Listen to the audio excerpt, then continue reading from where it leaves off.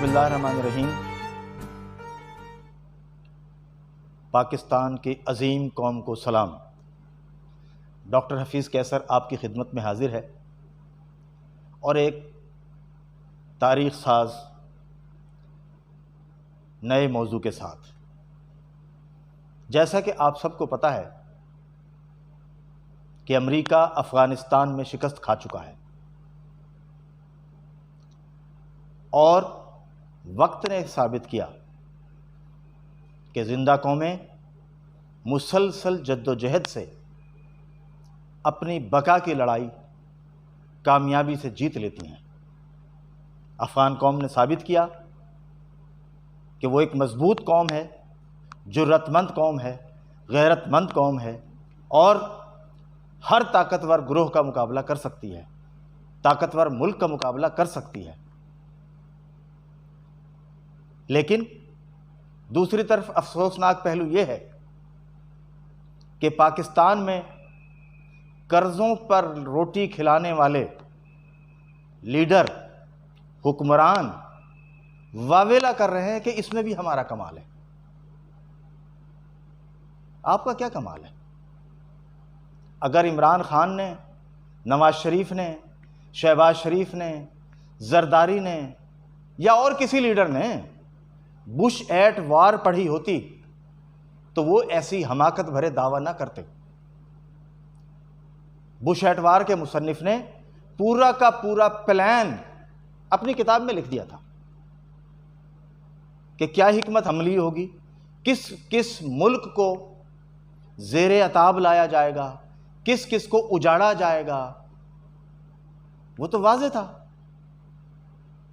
یہ بھی لکھا ہے اس میں کہ افغانستان میں اپنی حکمت عملی کو کامیابی سے ہمکنار کرنے کے لیے اس وقت کے CIA chief George Tenet $2 crore لے کر افغانستان میں اترے تھے اور مختلف گروہوں کو انہوں نے پیسہ بانٹا، اسلحہ خریدو، گاڑیاں خریدو اور مسلسل لڑائی افغانستان میں جاری رکھو۔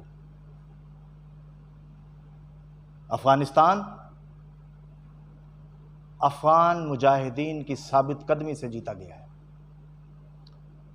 جب بہت سی دنیا کے ممالک نے یہ دیکھا کہ افغان مجاہدین پسپا نہیں ہو رہے بلکہ اپنی جانوں کا نذرانہ پیش کر کے اپنے ملک کو اغیار کے قبضے سے چھڑوانے میں کامیاب ہو رہے ہیں، تو بہت سی طاقتیں ان کے پیچھے آ کے کھڑی ہو گئی تھی۔ انہوں نے اپنی اپنی ضرورتوں کے تحت ان کے ساتھ تعاون کیا۔ اس تعاون کا نتیجہ کیا نکلا کہ وہ لڑائی طول ضرور پکڑی لیکن بالآخر کامیابی افغان قوم کو ہوئی۔ پاکستانی قوم کا کیا قصور ہے کہ انہیں مسلسل اندھیرے میں رکھنے کی کوشش کی جاتی ہے؟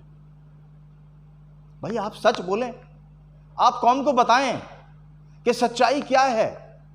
اب وزیر اعظم صاحب بلند بانگ دعوے کریں، ایسے دعووں کا کیا فائدہ جو دعویٰ تھوڑے ہی دیر کے بعد امریکہ کی انفارمیشن کی روشنی میں بیکار ثابت ہوتا ہے۔ آپ وہ بات نہ کریں۔ پاکستان نے بڑا نقصان اٹھایا ہے سچائی چھپانے کی وجہ سے۔ ہر دور میں سچ چھپایا گیا، ہر دور میں اس قوم کو جاہل اور ان پڑھ اس لیے رکھا گیا تھا کہ سچ تک اس کی رسائی نہ ہو۔ لیکن آپ بھول گئے تھے کہ جدید ٹیکنالوجی کی وجہ سے ہر پاکستانی چیزوں سے باخبر ہو رہا ہے۔ آپ جتنی مرضی بڑکیں مار لیں، خان صاحب صبح ایک بڑک مارتے ہیں، شام کو دوسری بڑک مارتے ہیں۔ آپ کی بڑکوں سے ہوتا کیا ہے؟ آپ کی بڑکوں کی حیثیت کیا ہے؟ نہ آپ کی بڑکوں سے کچھ ہوتا ہے، نہ آپ کی بڑکوں کی کوئی حیثیت ہے۔ ہاں ایک بات ضرور ہے کہ آپ ان موضوعات سے، ان اعلانات سے اب فرار اختیار کر رہے ہیں جن کا دعویٰ آپ کرتے رہے ہیں۔ آپ نئے جال میں لوگوں کو پھنسا رہے ہیں۔ ہاں ایک کام اور آپ بہت اچھے طریقے سے کر رہے ہیں کہ وہ ایجنڈا جو ماضی کی کوئی حکومت پورا نہیں کر سکی، آپ پاکستان میں اس کو نافذ کر رہے ہیں۔ آپ ایک ایسے معاشرے کی تشکیل کے لیے شب و روز کوشاں ہیں، جو پاکستان کی روایات کے منافی ہے۔ آپ کے کرائے کے مشیر اسی کام پر لگے ہوئے ہیں۔ پارلیمنٹ تو آپ نے ایک طرف رکھ دیا، پارلیمنٹ کی تو حیثیت زیرو کر دی گئی ہے۔ پارلیمنٹ میں اب کوئی ڈیبیٹ نہیں ہوتی کسی اہم ایشو پر جو پالیسی بن سکے۔ آپ کے مشیر پالیسی دیتے ہیں، آپ منظوری دیتے ہیں اور پاکستان میں نافذ کرنے کی بات شروع کر دیتے ہیں۔ لیکن خان صاحب ایسے نہیں چلے گا۔ نواز شریف صاحب بھی یہی کرتے رہے ہیں، کچن کیبنٹ بنا لی، زرداری صاحب نے بھی کچن کیبنٹ بنا لی اور اپنا کام چلاتے رہے۔ لیکن اب وقت آ گیا ہے کہ قوم ہر بات سے باخبر ہونا چاہتی ہے۔ قوم ہر سودے سے جو حکمران اور سیاسی اشرافیہ کرتی ہے اس سے باخبر ہونا چاہتی ہے۔ آپ کیا سمجھتے ہیں آپ باخبر نہیں کریں گے تو باخبر نہیں ہوں گے؟ یہ آپ کی بھول ہے۔ سوشل میڈیا اور ذرائع ابلاغ کے بے شمار ادارے روزانہ کی بنیاد پر لمحہ بہ لمحہ معلومات عوام کو دے رہے ہیں۔ آپ کا جھوٹ پکڑا جاتا ہے، آپ کی پوری ٹرائکا کی گیم عوام کی نظروں میں ہے۔ اس کے باوجود آپ کے دعوے کہ اگر ہم یہ نہ کرتے تو یہ ہو جاتا۔ آپ کچھ بھی نہ کریں تب بھی وہی ہوگا جو امریکہ چاہ رہا ہے۔ قطر میں آپ نے دفتر کھلوایا تھا طالبان کا، اگر امریکہ نہ چاہتا تو قطر میں دفتر نہ کھلتا۔ امریکہ نے یہ سمجھ لیا تھا کہ وہ مسلسل خسارے میں جا رہا ہے، مسلسل نقصانات میں جا رہا ہے، لہذا پسپائی اختیار کی جائے۔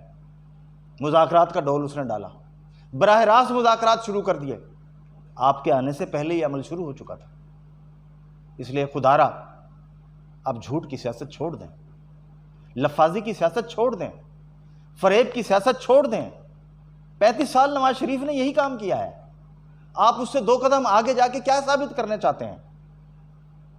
قوم بے وقوف ہے، قوم ان پڑھ تو ضرور ہے لیکن اتنی بھی بے وقوف نہیں ہے کہ آپ کی حرکتوں کو نہ سمجھ سکے۔ آپ بتائیے، آپ نے بجٹ پیش کر دیا بڑے بڑے دعووں کے ساتھ کہ یہ بجٹ عوام کا بجٹ ہے۔ کیا عوام کا بجٹ نکلا؟ ہر روز نیا بجٹ آتا ہے عوام کے لیے۔ جب وہ مارکیٹ میں سودا لینے جاتے ہیں، جب وہ پیٹرول لینے جاتے ہیں، جب وہ سیمنٹ لینے جاتے ہیں، جب وہ سریا لینے جاتے ہیں، جب وہ آٹا لینے جاتے ہیں، جب وہ چینی لینے جاتے ہیں، جب وہ بجلی کا بل بھرنے جاتے ہیں، ان کے لیے نیا بجٹ ہوتا ہے، کیونکہ یہ بجٹ عوام کا نہیں ہے، یہ اشرافیہ کا بجٹ ہوتا ہے جو اشرافیہ ہی کے مفاد میں جاری کیا جاتا ہے۔